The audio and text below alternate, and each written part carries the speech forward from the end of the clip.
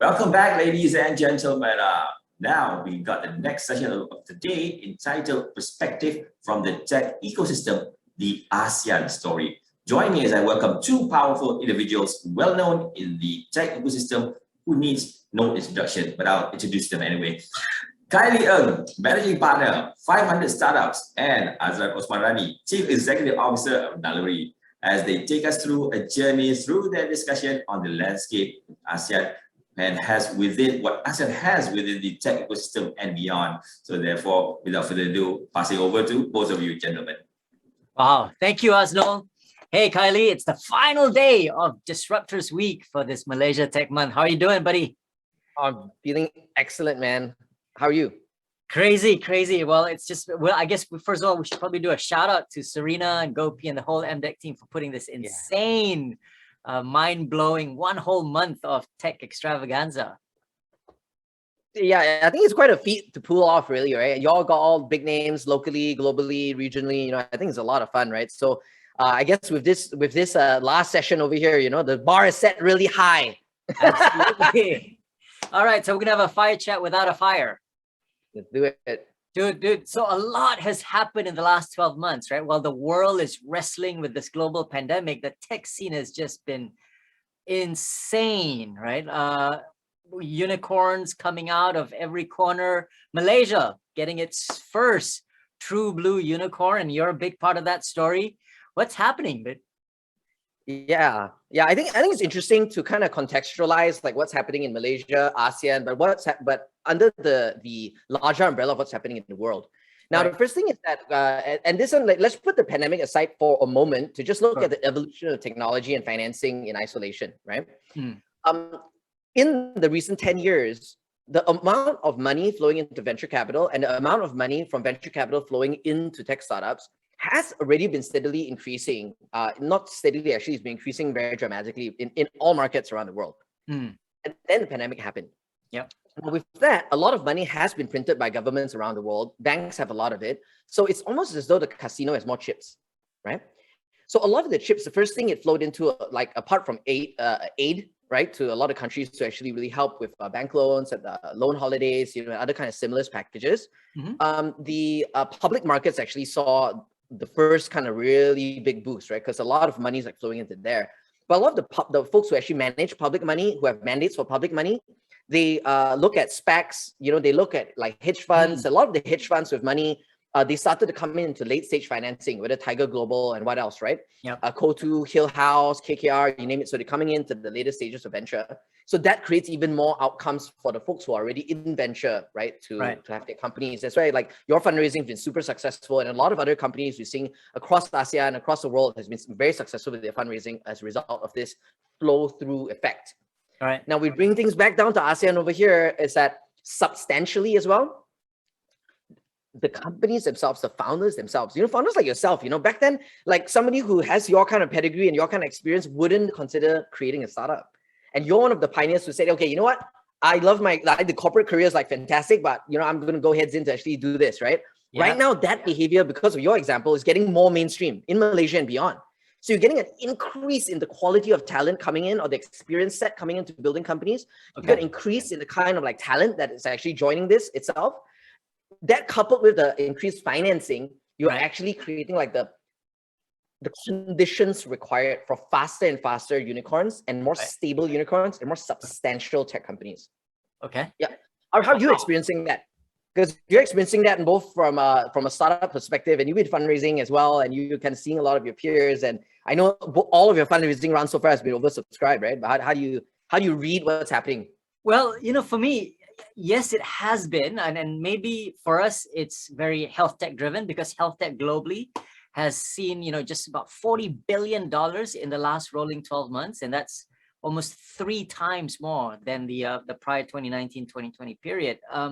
But for us though, we've had to go all around the world. Our latest fundraising round, we had investors from New York, from Vancouver, from Hong Kong. We've had German investors because I think there's a lot of demand. People there are seeing, exciting ideas coming out of US and Europe, but they're also now seeing Southeast Asia specifically as a market where you can unlock those same opportunities.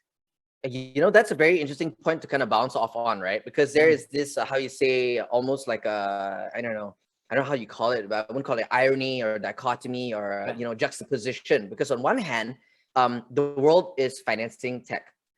Talent is coming to build more tech companies. Yeah. And because of like the accelerated digitization that was forced upon the world because of COVID, there's increased adoption. So the total market size of tech is increasing. Yeah. Global appetite has been increasing. Then the question is, local Malaysian investors, is that commensurate, right? Like, or will we continue to see the trend of Malaysian companies and regional companies just getting all of these foreign investors, and then the local investors still kind of like sitting there, chilling here and there? You know what I mean? So I don't know. Well, like, what are you seeing? Well, I mean, for us, what's really exciting about our recent fundraising round is that we're now getting Malaysian corporates, and I'm going to specifically call out Dua Pharma Biotech, which is a government-linked company in the pharmaceutical space, basically saying, hey, look, we don't only just want to partner with you and see how this whole digital health is going to transform our industry. We want to start taking positions, right? And in the last two rounds, they've come in as an investor, and they'll continue doing that. I think that bodes very well for corporates in Malaysia now saying, I don't want to just be on the sidelines. I don't want to just be kind of a sort of like a customer, but I want to start taking positions. Are you seeing that as well? Are they coming in as LPs? So this is what I want to call the Malaysian myth. Okay. Malaysians sometimes are very good at kutuk ourselves for fun. I don't know, it's become like a national pastime or something. You know what I mean? They're gonna say, Malaysian always slow Malaysian lost this, lost that. It's like, there's nothing to be proud of, It's actually a very toxic and bad meme. That meme's got to end. Why? Right. Because the data is proving otherwise. We've engaged with Malaysian corporates and Malaysian sovereigns. They've been, a lot of sovereign wealth funds have been investors in our funds since the early days. So to say that the sovereigns in Malaysia are not engaging with VCs is false, absolutely false. Have they invested in VCs? The answer is yes, right? Sure. And number two is that have Malaysian corporates been engaging startups and actually putting dollars where it's at? The answer is also yes. When we first engaged with Petronas to build the Petronas Future Tech Accelerator, not only did they move so quickly in terms of executing and really getting engaged with the program, they midway through the program, there's 6 POCs for the companies who participated. By the end of the program, they made 2 investments in Malaysian startups. And now they're back again with Petronas Future Tech 2. And they're back again, not just with Petronas, they're back with Sime Darby as well. And the kind of companies they're attracting, it's like they're attracting, we had some applicants which are non-Malaysian companies. They actually kind of increase their focus, who have increased their focus in Malaysia over time. They are also joining into the program as well. I think that, and it's not just Petronas and Sime Darby, there are a lot of other Malaysian corporations, whether you talk about Sunway, and so on and so forth, right, who have been actively engaging and investing in the ecosystem. So in summary, I'd say that we have to break this Malaysian myth. Malaysian talents are building great companies. Malaysian companies are getting money from Malaysian corporates and Malaysian GLCs, as well as Malaysian LPs. Karsam is a great example. You see a lot of announcements in the next few weeks about Malaysian participation in Karsam. So it's absolutely not true that Malaysian folks are not participating in this. Okay. But what is worth measuring though is how do we increase the momentum of that? Right. And and watch the momentum and measure the momentum, so it's actually commensurate with the opportunity set that global investors are seeing. Sure. But what have been the lessons learned? Because they've also been corporates who've launched their own startups, in e-commerce, in logistics, and have struggled and pulled out. So what do you think has changed over the last 12, 18 months in terms of corporates being involved with the tech space? I'll give you some real examples. I got my hats off to Axiata's boost. They gave they gave Fave and GrabPay and because we were investors in both Grab and Fave, right? And then they're a tough competitor. At first we were like, okay, nothing like, you know what I mean? But they're really good. So and they continue to grow from strength to strength. And then so of course, like I think the Axiata's got really good people and they've got a very tight strategy. They got the Axiata Digital Innovation Fund in the past, you know what I mean? And they continue to make very good bets. The core company as well, like building a lot of great things. So I think just watching and learning from what Axiata is doing is very impressive. And I think there are a lot of impressive stories that Malaysian corporates have. But here's again what feeds the myth. When a corporate is succeeding in something, they don't want to go around telling all the other corporates about it. Okay. So as a result, you're not going to hear about the successes, right? Because they're not going to try to attract that lot of glamour and the chest thumping. You know what I mean? Sure. But if a corporate gets something wrong, everyone going kutuk, everyone's going to like, hey, you know, like what happened over here? You know, going to poke holes and shit. You know, so that's bad. That's like anti-innovation. That stuff's got to stop. Sure. But what? How do entrepreneurs work with corporates? Right? Are there fundamental cultural issues to overcome? What have you seen in Malaysia? There are some teething issues. Like I have to say, like it was hard learning lessons from some of the portfolio companies, like getting investment from corporates, and then like you know, and that actually being completely detrimental to a startup success. Yeah. So a lot of founders have learned from that, and they know what ways to navigate engaging a corporate. And I think overall, we kind of co-create and learn together. The corporates are learning, the founders are learning, and without getting too detailed, like I think there are a lot of learning lessons to be learned on both sides. Yeah, I mean, like for me, just sharing my experience, you know, prior to Naluri with iFlix, right? We did form partnerships with a lot of the telcos. And interestingly, it all depends on who you talk to in a telco, because a telco is not one person.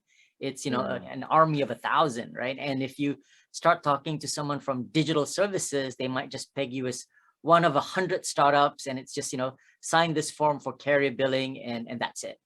But if you engage with the real decision makers and try to understand what are their business priorities, right? Is it, you know, churn reduction? Is it ARPU uplift, right? Like, and how does your solution help them with their strategic priorities? Then that's where kind of great opportunities come in. But that's hard. Right? So many entrepreneurs don't get like, how do I understand what's important for the corporate strategy? So here's the big lesson that we see corporates going through, right? And we began this as early as 2016, where we did our first corporate report in collaboration with INSEAD, where we studied the world's 500 largest corporations and evaluated each and every one of them about what they're doing with startups. We've continued releasing further reports on that, further surveys, and we, you know, at 500 as a global venture platform, like they're a big part of this story. And here's what we learned from them. There are two engines of growth for corporates. The first one is what you mentioned, which is, hey, this is what matters to us as a telco. Like, this is our business objectives for this year. How can a startup help us? Right? So that's engine number one. But engine number two is the real breakthrough, especially for telcos, media companies, and a lot of corporates. What is engine number two? Engine number two is where they say, you know what? Let's create a venture practice, which is a very independent approach. Somewhere in between is corporate venture capital. And that's not what I'm talking about. That's like somewhere in between. That's like a middle ground compromise. We're talking about like, hey, let's become a venture investor, plain and simple. And let's do it very, very well, leveraging our brand, our insights, to create a new team. Let's rock and roll. Let's go. Right? That's the approach Petronas has taken. That's why they've been able to operate with a lot of speed. Founders love them, and they're great partners to work with because they've made it like an independent approach. The best example is SoftBank. People forget SoftBank is a telco. So then the question becomes, like, of course, a lot of excitement right now where Axiata and Digi and so on and so forth, right? Like the question becomes like the performance on share price and profits and margins for telcos around the world, not just Malaysian telcos, have been squeezed, have been thinning so far. Who will be the first to activate engine number two to actually transform themselves? So I think that'll be something to watch, right? And I'll talk about like one last example on media. Like media and telco is the first few corporates to do it because they're closest to the customer. So for media specifically, you've seen groups like Naspers, right, who made early investments as a newspaper company. South African newspaper. They make the investment in Tencent, right? $10 million USD for 40% of Tencent. Who wants to make that investment? They did, right? And it's still maintained about like good 20 odd, 30 odd, I believe, of Tencent. So they rebranded the process, but they continued as a venture practice till today and super duper successful, right? So that is like, say, Naspers, but in Germany and Europe, there are a lot of examples as well. Axel Springer, Berda Investments, all these are all like media turned VC. So will Malaysian media companies and conglomerates want to do that, right? Will Astro or Media Prima actually want to ignite engine number two? Right. That's their choice. Let's shift a bit and talk about what's the talent that's needed, right? Not just for the startups, but for the corporates. What sort of talent is needed, and where does Malaysia grow more of that talent in order for these successful, corporate venture initiatives to take off? Like, do you find, is it people from within the corporates taking on these roles? Are they hiring people from outside? What's sort of working? what's already happening is that corporates are already hiring startup talent in droves. And because not every startup, like I think a lot of people join startups and then like sometimes not all the startups turn out to be very successful. So some of them are at the midpoint. And then so a corporate comes along and say, hey, I'm gonna like triple your salary. Some of them jump, frustrating, right? Man. Yeah, so corporates are actually putting up a good fight, and that's again another myth I want to dispel. Like we should not write off corporates. They're putting up a good fight right now. Absolutely. They are hiring a lot of startup talent. They are hiring investor talent. So that's something to be seen. How much of this talent is locally grown in Malaysia, and what else Malaysia needs to do versus mixing that with bringing talent from outside and coming to Malaysia? How well is Malaysia doing in attracting talent to come in? Okay. And I want to tap into your brains on this one as well, because you've seen like the evolution of talent through AirAsia X, through iFlix, and then through Naluri, right? So I want to get your perspective, okay? But I'll give you a lens, right? I'll give like folks on this tuning into this a lens. Two things are important. One is on the operational aspects of understanding talent, and then second one's on ownership.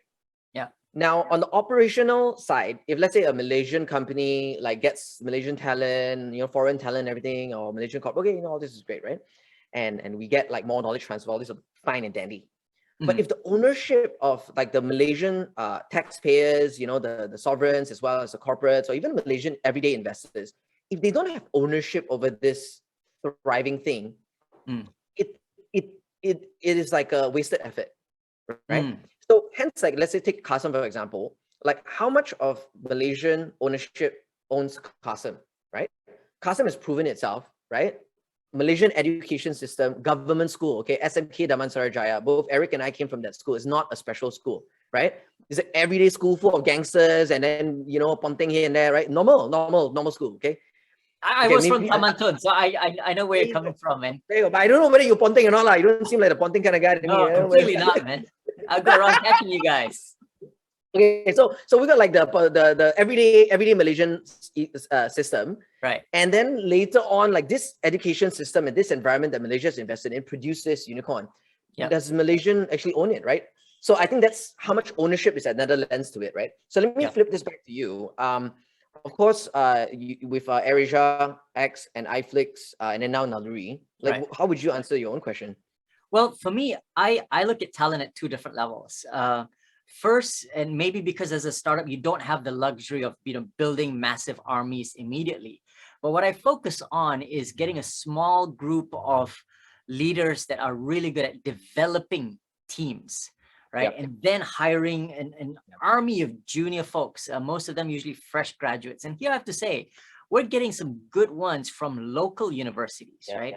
Now, 100%. We're not trying to solve like the big, 300,000 situation, but within each of these local universities, there are the hungry, a few dozen people that, you can be creative in terms of how you reach out to them, how do you assess and test them. And once you bring them on board, I've had some great successes, people fresh from university coming in and today have been grabbed by folks like Lazada and earning probably like $200,000 a year, and they've not even turned 30 from local universities. I think that's a super cool case study that you kind of brought up over there, because like back then in my entrepreneurial career, we've seen the same thing. Back then we used to hire talent that are post A levels. They haven't even gone to university yet. And we found that their minds are so bright. They're so able. And today the trend continues as well. I think there's a lot of very smart folks. So I'll give you like one real example. So this is a girl named Kim that we hired. And she finished her A levels. She didn't really want to go to study yet, just want to see what a working life is about. So she joined as an intern. Eventually, she led a lot of the core aspects of the community growth of CS.com. Later on, she became an early employee at Chatime, working with Randu to actually grow Chatime as a franchise, and then she never went back to school. Right. And I'm not advocating people to not complete school. I mean, let's not like use Eric, who did not complete university as well. That's like too much of a poster child. But I would say that I just wanted folks to have an open mind that Malaysia has talent everywhere. And if we're just focusing on only like the pedigree talent, work at a good company, went to the good school, then we're missing the larger. You have almost like too small an aperture of what's possible. I think. Sorry, good. Well, I think. Oh no, no. Finish up your thought. What do you think? No. My thought is done. Okay, so here's the thing though. I think one of the biggest challenges for Malaysian startups is because we have a much smaller domestic market, right? Compared to our friends from Indonesia or Philippines or Vietnam, we've got to be able to learn how do we get out of Malaysia and expand internationally faster. And that's another type of talent that's required. And here I think this is where we do need to bring in talent who have that international exposure. Not all of them are kind of truly locally grown in Malaysia, but it's also important to fuse that kind of international experience, because otherwise it's tough just being, you know, a one market show, right? No, absolutely. I think Naluri is like a great example, right? Because like both yourself and Jeremy, you've worked all around the world, right? And I know that diversity matters a lot in your team and inclusion. That's why you've got like multiple perspectives. Yeah. So I think the invitation here for Malaysian entrepreneurs is that if you have a choice to hire somebody familiar, people always look for culture fit. But how about culture addition? How about culture expansion, right? So you want to be able to recruit folks who are from all around the world. Early on, when I was building Says.com with Joel, we hired, you know, Audra from Lithuania. She continued in with Fave, you know. Right. We had Nguyen's from Vietnam. Like we had folks from everywhere. We had Gaddafi from Kelantan, right? You just want to have diverse perspectives. And having a diverse DNA, suddenly you're on a different level of abstraction. You're not thinking Malaysia first, then expand even. You're talking about first principles, right? Because you're forced to get to that level of abstraction.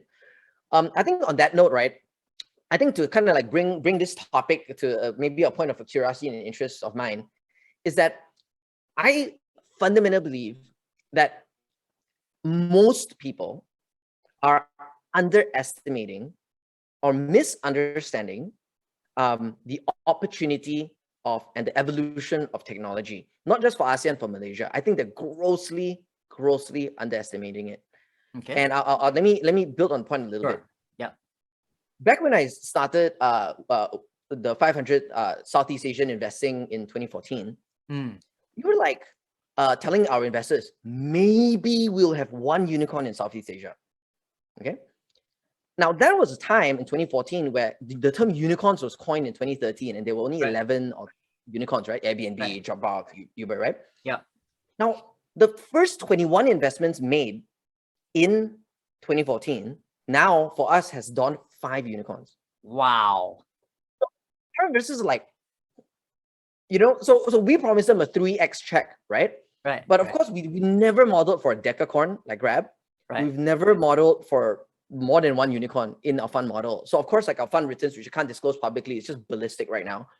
But what it is that I grossly underestimated the way tech moves, the way tech grows, and that intersection with financialization of like the economy. People think that, oh, fourth industrial revolution, yes, there's a lot of technology involved, but you look at financial innovation and the financialization of this continues to be a financial era that we're in. Yep. So with that in mind, now next many years, I am not surprised if we're going to have like these triple-digit billion-dollar companies and trillion-dollar companies born from Southeast Asia. I'll be highly unsurprised. If you ask me like 10 years ago, I'm like, you're dreaming, right? But they will be decacorns, and also I don't mean there's no name for this triplet corns or whatever, right? But the 100 million-ish bracket, like Grab will probably be the first one to hit the triple-digit billion bracket of valuation. But they will also be trillion-dollar ones. It will happen in this decade. That's what I believe. That's what we at 500, what we've seen, and looking, without going into much detail, all the input and the output variables, it's headed in that direction. Right. So I don't know what your thoughts are. Like, are you like, I wanted to tune into that and lay that up, right? It's like, am I being overly optimistic? No, I think, but what's interesting though, out of your 5 unicorns, and I suspect probably now Southeast Asia alone, right? We've crossed 10, probably more than that. So how many are truly regional plays versus, for example, very Indonesia focused, the way you see the unicorns in India and China? And for Malaysia, therefore, what's the right model for Malaysia to continue to see more unicorns coming out of Malaysia? So it's debatable, some of these companies, unicorn, not unicorn, but popular, according to our analysis, popular analysis right now, like you can actually argue, if you wanted to really argue, there's about like 18 companies in Southeast Asia that can be considered unicorns. Yep. And out of that, there's about like 6 or 7 of them are like just purely Indonesia focused. Traveloka, Tokopedia, Gojek type. Yep. Not Gojek, but Tokopedia type thing. Bukalapak. But the rest of them are regional. Like you have to be regional, full stop. You have to be global, full stop, right? So I think that's like one point of it. But here's the stat, right? I mean, I don't know. I think like what's that? Hazrul, like he's the MC is over here, right? Or many folks in crowd. Guess how many unicorns there are today in the world? Okay, quick Google. CB Insight. Pop. 969, I believe it was 963 was the last time I checked a few weeks ago. Okay. Of which 200 over of these unicorns happened just this year alone. 500 globally, we have now 33 unicorns across the whole portfolio, where last year we only had 18. So, wow. Yeah, so the companies are maturing quicker. Again, in the earlier part, I talk about the financialization of these things. Now, the next question begets, right? Oh, is this one bubble or whatnot, right? Now, for us, our duties as asset managers, so we wear a different perspective, right? We look at ecosystems, we look at portfolios, we look at timing, buying and selling. We're money managers essentially. So we have to be very, very sensitive to like when we buy, when we sell. Yep. Now, in this case, is this like a bubble or not? Becomes another question, right? Like, is there an overinflation of like tech assets? Right. Now, here's the thing that makes it harder to predict and answer that. And this is the lens I hope all Malaysians who are on this call and also foreign folks, I think, could be very valuable. Tech is no longer an industry of its own. Ooh. Early on, Andrew Horowitz was talking about like software eats the world. Yep. It's a very similar tenet. Like, who would say they are not an internet-based companies? Today in Malaysia, when my wife and I are on a WhatsApp group directly with a farmer who creates his own organic vegetables, and when this buying group, when that farmer is delivering veggies to us straight from his farm on WhatsApp, and I don't know how he keeps track of all these orders on that WhatsApp group. Like tech is no longer an industry in and of itself. Sure. Every industry is up for grabs. Yep. Every industry is up for grabs. Agri-tech to even offline construction, service, forestry, name it all. Tech is not an industry of its own. So how do you actually classify the opportunity set for tech if everything is up for grabs? So I think that lens helps, at least informs us on actually how do we model a few things. And without getting too technical, we map different markets with productivity, consumption, and we try to see that relationship with GDP growth, right? So I think on a macro scale, technology drives productivity, and there's and tech brings productivity at all levels, and every single industry is no longer industry of its own. Wow. Yeah, like for me, when I look at how we see opportunities in healthcare, right? So healthcare is another one, right? Is it an industry by itself, and more and more, just about every facet of healthcare is being technology driven today. But at the same time, there are also certain parts, for example, diagnostics, trying to come up with new drugs or new, assessing DNA, assessing microbiomes. That's sort of more global. But from a Southeast Asia lens, where I think it is interesting is because we're unique, unlike India and China, where we've got very diverse, markets, diverse languages. And that's why we're fascinated with behavioral health, because that's where you have to build a skill set to understand your customers at a very local level. How do you find common patterns? How do you find unique clusters? What do you do about it?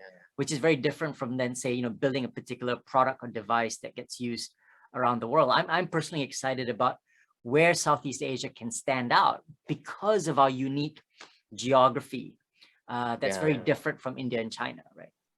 So I like the points you're bringing here, because like you're talking about an approach, right? So I think I came down with very macro, over top down, right? On how do we assess the opportunity set of tech in the next 10 years. And then we look now bottoms up, like what you're saying is that like when a founder is building something, you start acquiring data of your customers. And that becomes the asset, because you're going to know that vertical better than anybody else. And that understanding is very important, because you start to grow like a tree, right? You have different branches of your business as it grows. Today, like, back in maybe the past decade, people talk about, startups and pivoting. Oh, you start with this, then you change something else, right? To me, that doesn't actually capture what startups do. Like, just calling it out. Right. Startups, pivot is just one little thing that they may do, but actually what is happening is startups create wedges. Each product, each market is a wedge to something else. what you're like, I use Naluri since like, we're invested with you since the early days and Sure. work so closely together. Naluri has like a data set Yeah. of people, Mm-hmm. and they have relationships with corporations who care about their people. That's right. So these two things are wedges, which let's say if you're already executing on for insurance. So then the question, hey, are you a health tech company or are you a fintech company, right? And so for folks who don't have that fluid of a view, they'll see that, I don't know, I cannot understand this because I have to put everything into a box, right? That's tricky, right? That's right. Yeah. You need to break that. You need to break that. And you say, hey, look, you have a wedge, and then you're building on the wedge into something else. Will there be a world where you have so much behavioral data points that you can predict the longevity of someone working in a company or not? Then suddenly you've got HR tech all of a sudden, right? Because you have these opportunities, right? So again, this fluidity of the world where everything is a wedge is what has happened to the largest companies today. It'll happen for Naluri. It'll happen to a lot of startups who actually think like that, and will be able to make those decisions in the right way. So they're actually building on themselves into something unique, as opposed to getting overly distracted by too many opportunities. Well, since you mentioned it, you and I, we caught up 4 years ago now. When I came to you, I think it was at the Dome in BSC, right? With just, hey, Khailee, I've got this crazy idea. And you're like, I have no idea what you're doing, but sign me up. Yeah. But it's been 4 years, right? It's been 4 years since then.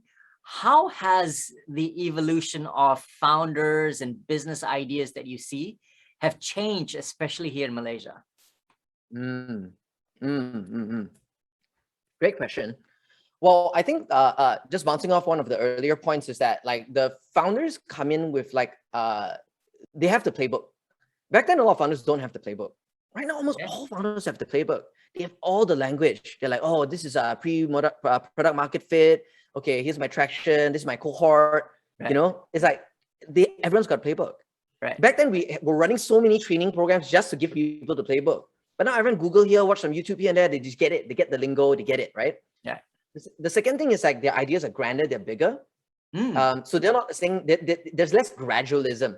So what do I talk about gradualism, right? So, we grew up with standard 1, standard 2, standard 3, form 1, form 2, form 3. Like there's certain gradualism that society's been trained to have.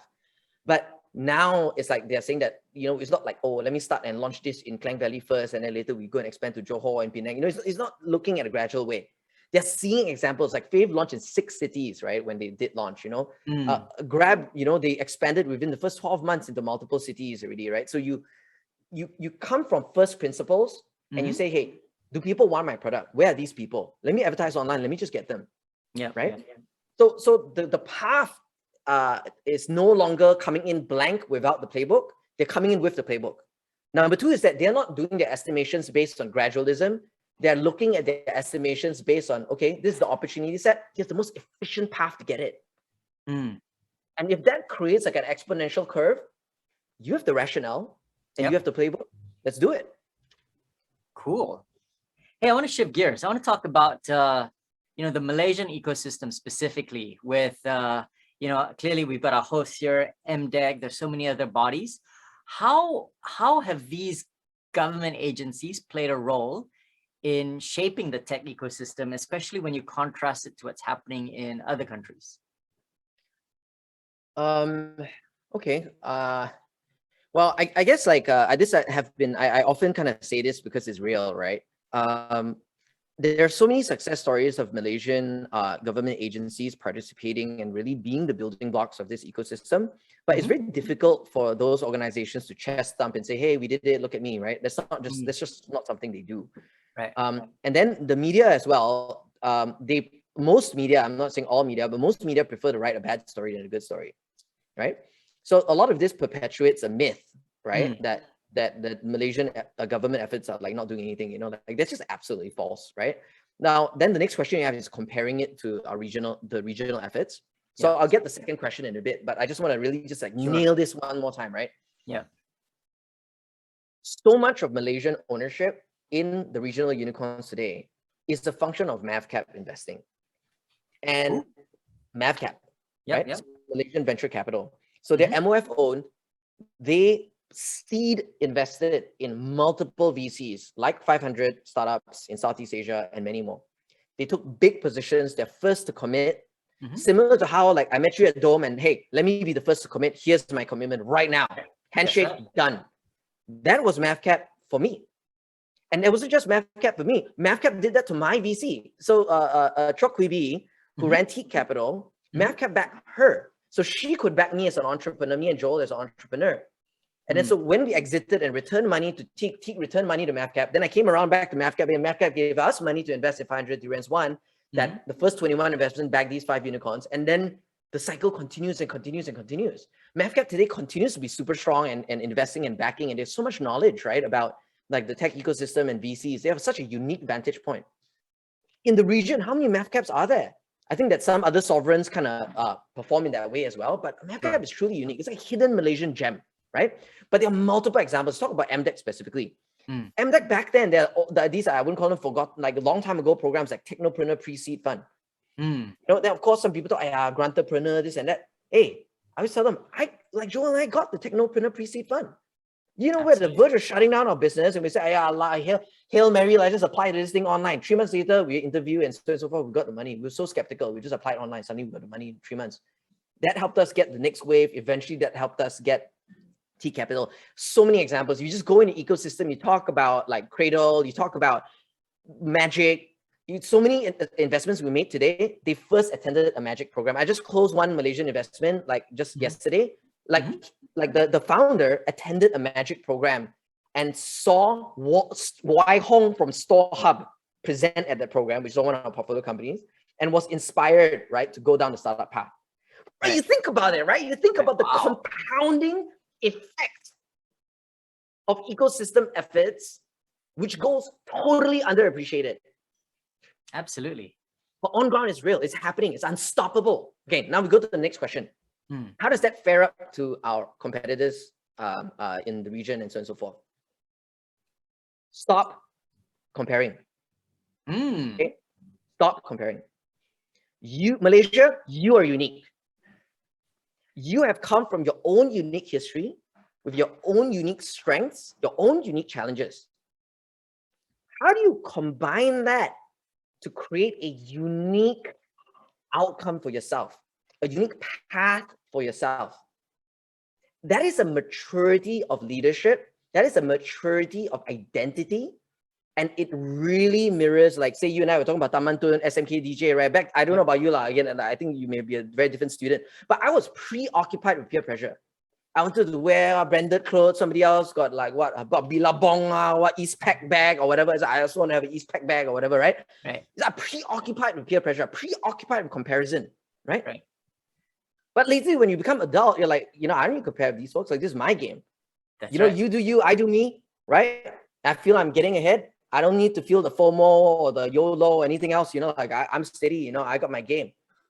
And those folks, they play long-term games. They know what they're doing and they just keep executing and they're proud of the results they have. That is, I think, a maturity as an adult, a maturity as someone who built a career. Your career is so unique, Azran, right?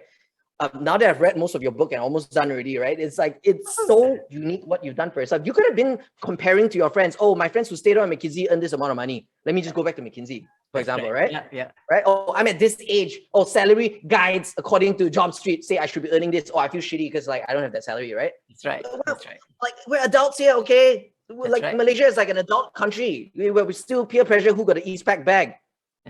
Stop comparing. You are unique. Run your game, know your game, run your game, and you're gonna have a great, great, great outcome for yourself. That's totally unique and that you can embrace. Hey, look, I'm excited, but for Malaysia specifically, how do we build more connection and inclusivity with our brethren from Sabah and Sarawak? Because that's also what makes Malaysia unique. Yeah, right? yeah. We've got East Malaysia and West Malaysia. Okay, let's build on this be unique thing, okay? Right. One of the most underappreciated asset classes that for 500, we've started investing in agri-tech in the earliest days. Like we did Ag Funder, we first checked into Ag Funder in the US. Here in Southeast Asia, we did like e-fishery in Indonesia, plant cartridge in Malaysia, so and so forth, right? E-commodity in Indonesia. We're big on ag tech. And we, at the time, it felt like we're the only investors in agriculture. And I've long shared with policymakers in Malaysia that, look, no one's looking at ag tech. Like you got East Malaysia, you got West Malaysia, we got ag. Like you want agriculture, we got agriculture. Why do you look at agriculture as the weakness? Why do you look at agriculture as like industry revolution 1.0 or whatever, right? And say, oh, we need to move away from agriculture and just go into like, robotics, right? I mean, that's great. I think we should definitely do some of that for sure. But why not use the fact that you have agriculture and you become the leader in ag tech in the world, because Malaysia becomes this lab for agriculture. Absolutely. Like, who's doing this in the world? No one is doing this in the world. Like the magic sauce is in our hands right now. Right? Now, then we take about the proof points from agriculture. Look at India, right? Just go and Google around ag tech financing in India. India's embraced that. There are multiple funds, VC funds, that just raise just for agriculture tech companies. Right. Indonesia can play this game too, but they've not leaned in this way. They haven't. This is why the ag tech companies in Indonesia, like e-commodity, had to come to Malaysia to get investment. Like they came to Malaysia to get investment from KLK, which again is a corporate. Right? For palm oil estate digitization. Now they're working with Sam Darby and Petronas in future tech.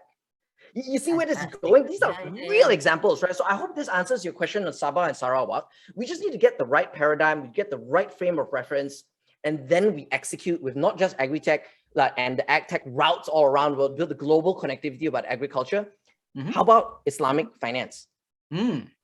Real leaders, okay, in terms of creating Sharia compliant and a lot of Islamic tech products, Takaful, so and so forth. The Middle East comes to Malaysia to learn this stuff. Indonesia comes to Malaysia to learn this stuff. How do we use that to create the trade routes? How do we have a cohesive efforts and go down and to do one thing and do one thing right? If let's say we can come together and do 3 sectors and do it right, we're going to leapfrog because it's unique to us. If we do 100 efforts to just, again, gradualism, let's increase this a little bit, increase that a little bit, or let's map this a bit, do a bit of this, a bit of that, right? How is that going to give us an advantage? So I think maybe I'm kind of over passionate over here, so I'm going to calm myself down. But so Azran, what are your reactions? What are you skeptical about? Is there any part of this that actually breeds skepticism in you? Well, I think, when you think about that approach, I try to draw a parallel with programmatic marketing, because in a way there's just so much that's happening. We don't even know what's going to be around in 6 months from now.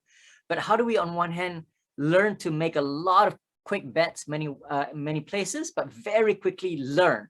I think for me, the most important part is how do we learn and consolidate, so that focus comes from an empirical view, right? Rather than just saying, theoretically, I think it is just ag tech and Islamic financing and, but how do we spread a lot of bets? And it's not like we do that once, because almost every year you have to replicate that, right? Every year you have to keep seeding all these new bets, but then very quickly learn, right? But that's where I think we've got to move. Speed for me is critical, right? How do governments make decisions faster? How do entrepreneurs make decisions faster? How do corporates get in the game faster so that we're learning along, right? I think so. It's not so much about which sectors, but the speed of learning.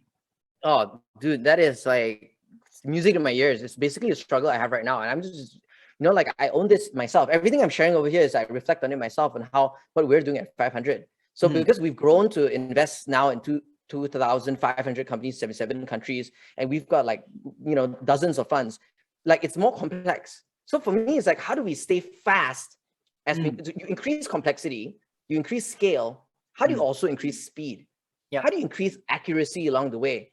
How do you actually, now you got even more data, how do you actually use that data, right? So, so that challenge is real. I face that on a daily basis. And there are some instances where I feel we've been slower than before. When I invested, when you gave me a chance to invest in Naluri, we handshook a dome. It was immediate. That's right. Right? Carousel, 25 minutes, investment done, right? Bukalapak, 30 minutes, investment done, right? But last year, there were some investments 2 months, right? Until we made a yes. I was talking to the team, well, how can this happen? Why if we take 2 months to think about it, is that because we're stupid or what? You know what I mean? If we have already done the pre-research, we've done the pre-diligence on the space, and we know what we're doing, by the time the right company come across, bam, you can just shoot because you know what you're hunting for, right?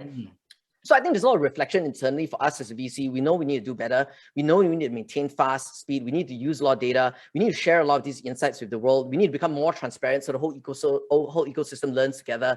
So I just want to use like myself as an example. Like I don't want to be this guy trying to give everybody else advice. Like, I'm trying to eat this myself, you know, and that's why like I'm passionate about it. These are things I'm trying to overcome myself. Now, how to bring this back to the ecosystem, like what you said, is that how can we structure a cohesive effort for any country, right, to have enough experiments to execute at speed. But when the evidence is empirical, then we just drive down super hard, right? How to create that agility. I have no experience in running anything on that scale related to multiple agencies, multiple ministers, multiple governments or whatnot. I have no experience with that, so I'm not going to comment on that. But I think this is an invitation. At least today, we've landed on a way to think about it, right? How do we apply the startup approach, right, to running a country? Absolutely, because today, the world has never moved faster or more rapidly than it has ever been in history. And yet today, it will be the slowest it would have ever moved going forward into the future.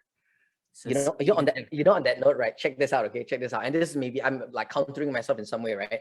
I recently kind of landed on this. I know we're running out of time as well. I just kind of landed on this one quote that was discussed internally at 500 about speed, right? So it's a Navy SEAL quote. Okay. Slow is smooth. Smooth is fast. Huh. So how do you... Like, what? Right? So like we were doing this exec offsite and then we were like, this was one topic in it and we're like, what does that mean, right? And then we kind of recount the times that we moved too quickly into something and we changed direction too quickly.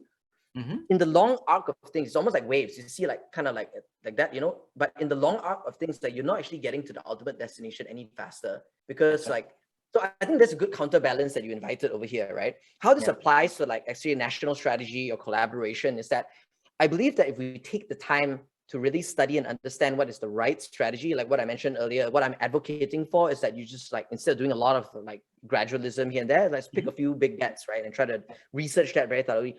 If it takes a year to really land on that, I think maybe too long. But if we slowly really land on that, then later on, everyone understands what the plan is. It'll be smooth.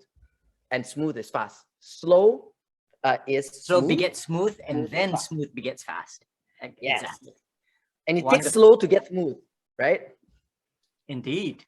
I think it's why Mark Zuckerberg dropped move fast, break things, right? He dropped that after a while. He thought, oh, that was cool. Then later, oh no, right? He can drop that. We broke too many things. Yeah. Hey, on that note, like I want to have the last word from you, man. Like I look up to you a lot as an athlete as well, and also the things that you do on LinkedIn, because a lot of founders have so much to share, and myself, I struggle. I feel like there's some lessons I want to share with everyone, but I'm not posting on LinkedIn enough. I'm not like sharing as much as I used to, because I'm trying to balance my time. But you make it diligently. You make time to give back with your knowledge and everything you've learned. Like that's very inspiring to me. I hope a lot of entrepreneurs and folks who are on this call actually look at Azran's example. It's like you don't need to wait till you're like Elon Musk and then suddenly you share or something like that, right? It's like, Bill Gates, and suddenly you do it, right? Along the way, you pick up things that's relevant to people who are on that path with you. So I just want to acknowledge that and appreciate that of you. Like we need more entrepreneurs like you who are open to share their mistakes, open to share their struggles, open to share the ups and downs, and also to share little nuggets. That is one of the most powerful compounding effects of positive ecosystem behavior. So I just want to big shout out to what you're doing. Thanks, man. So on that note, so we're gonna end with be slow, and slow begets smooth, but smooth begets speed, and speed ultimately slow is smooth, smooth is fast. Smooth is fast. Awesome. Wow. Thank you very much, Khailee. That was an awesome, adrenaline-packed, high-octane 1 hour, and I will turn it back to our host, Hasnul. Thank you, Khailee, both and Azran, both for that insightful fireside chat. Very animated, very hyped up, very lively this lunchtime. Amazing energy from both of you. Passionate, really on fire. Come on, Malaysian investors, get moving now. Okay, invest and collaborate. Let's push Malaysia to be the real heart of digital ASEAN now. Thanks, guys. All right. With that, we Thank you, thank concluded you. the first half of day 5 of Digital Disruptors Week, and this is Malaysia Tech Month 2021. We'll take a break and resume our sessions later at 2:30 p.m. See you then.